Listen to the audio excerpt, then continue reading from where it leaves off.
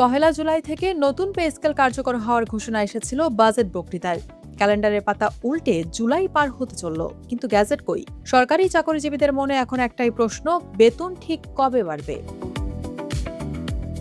২০২৫ সালে গঠিত বেতন কমিশন যে প্রস্তাব দিয়েছিল, সেখানে বেতন ১০০ থেকে ১৪০% পর্যন্ত বাড়ানোর কথা বলা হয়েছিল।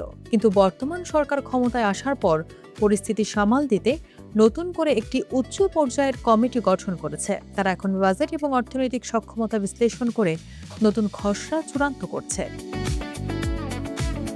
অর্থ মন্ত্রণালয়ের সূত্র বলছে, গেজেট প্রকাশ ও আইনি প্রক্রিয়ার কারণে কিছুটা সময় লাগছে।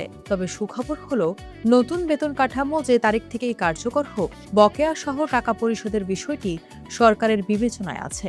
অর্থাৎ আপনি আপনার প্রাপ্য পাওনা হাতছাড়া করছেন না।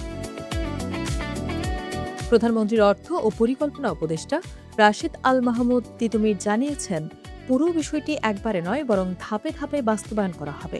প্রথম দিকে মূলত বেসিক বা মূল বেতন বাড়ানোর উপর গুরুত্ব দেওয়া হচ্ছে।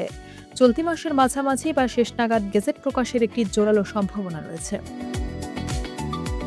তবে মুদ্রাস্ফীতি এবং সরকারের উপর বিশাল আর্থিক চাপের কথা মাথায় রেখে অর্থনীতিবিদরা বলছেন, এটি একটি চ্যালেঞ্জিং সময়।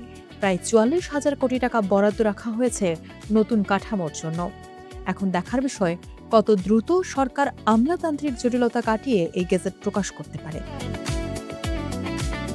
বেতন বাড়লে সরকারি কর্মচারীদের যেমন স্বস্তি মিলবে, তেমনি তাদের উপর দায়িত্বও বাড়বে।